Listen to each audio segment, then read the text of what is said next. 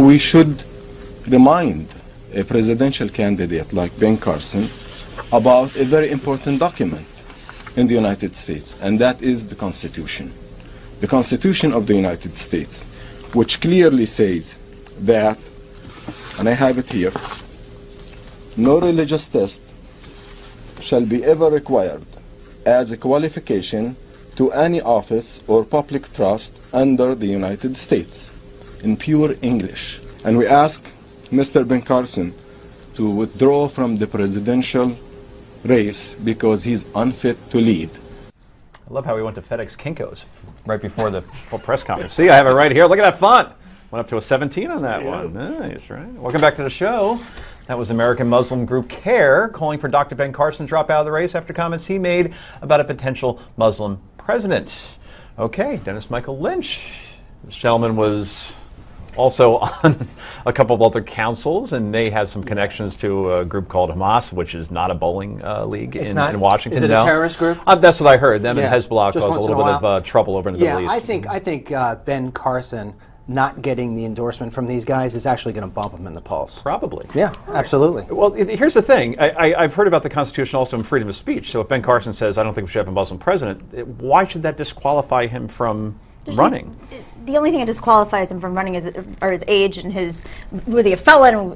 What's his age? There are very few qualifications to be president of the United States, and he qualifies. Yeah, and age means nothing because your boy Biden's, what, 72? Exactly. Right. No, but the other question is the Republican Party. You know, I was on air earlier this week, and I got in a debate with a Republican who does not agree with Ben Carson, says this type of language needs to be gone from our party, and we need to move past it. And I said, well, why doesn't the RNC, like the DNC does and the RNC does, issue a statement saying this is not accepted? We've moved past this type of rhetoric. It is one thing to think certain beliefs about extremist Muslims, if you have those beliefs, or to be fearful of terrorism. It's another thing to insult 2.75 million Muslim Americans who are mostly peaceful, and I don't think that's where our country should go. Does that disqualify him? No, but it proves that he is not worthy. Lindsey Graham made a great point where he said, he's you know not worthy of being president? No. Because of that statement, or just in general? I think it's a great example, and there are other reasons too. You know, there's a recent poll taken that the majority of Republican voters agree with him.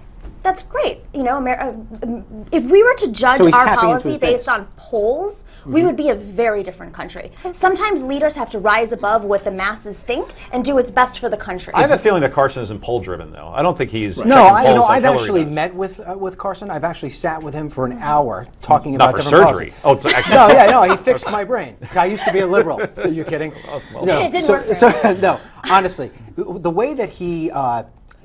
People say he's boring and slow. He's not. He's methodical. He takes everything that you say in there. Remember, he's a surgeon. If he makes a mistake, somebody might die. Okay, so he's not quick in terms of like a Trump, but ultimately he doesn't have a hateful bone in his body. I believe that. I believe that. I was about to make the point about Graham.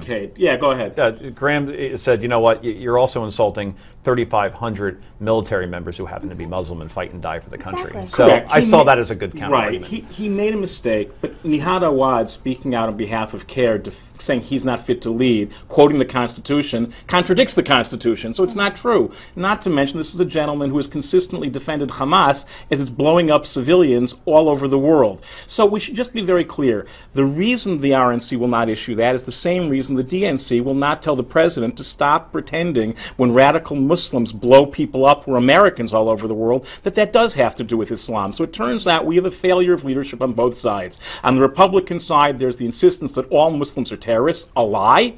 And on the Democratic side, there is a discomfort with calling something what it is because it will be painful to some people to hear. Do you think, to Nobi's point, that the RNC leadership should be standing up and saying this does not represent our party and we call on Dr. Carson to apologize?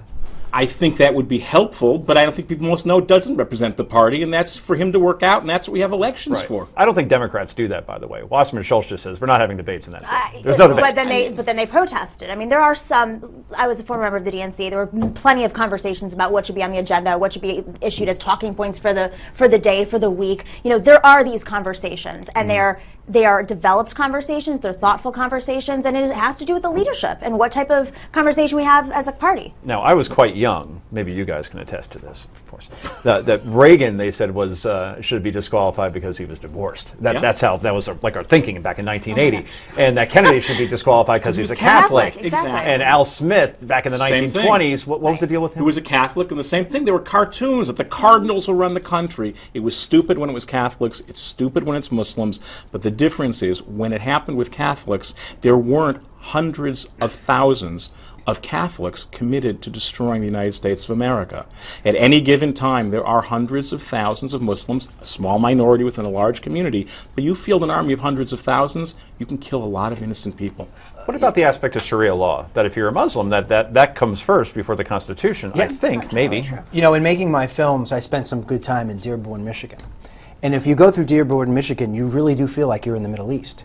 And if you're driving up and down the blocks, she makes a face as if she's been there, you're going up and down the blocks, you'll see that there are no American flags. And when you do see one, it's somebody who's been there for 40 years trying to make a statement. So I could see where people are having some concern. I bet you if Dr. Carson had the chance, he'd probably say things a little bit differently, but then we'd be blaming him for being politically correct. And he's not. Are you surprised that Muslims who generally come from the Middle East, which is a warm area, would move to a place like Michigan where it's like 20 below? I mean, Detroit plays in a dome. Really? I'm being serious. I know. You don't move to Michigan. Go to Arizona. It's nice down there. It's hot. You got a desert. Where there are jobs and the makes no possibility of creating a better life for yourself, which is what Americans have always done. As to Sharia law, there are 49 Sharia other law states. does not necessarily contradict American law, but it can and does for many, and that's a very serious issue. Okay, I'm just saying, Georgia, Florida, warm weather. That's where I would go. I didn't mean that derogatorily. I'm just saying that if I lived in a warm place, I want to go to another warm place. I hate living in Jersey. I want out. Let's move to San Diego. Anyway, Dennis, thank you for coming on the show tonight. Thanks for having me. Really appreciate it. Good to have you. That was fun.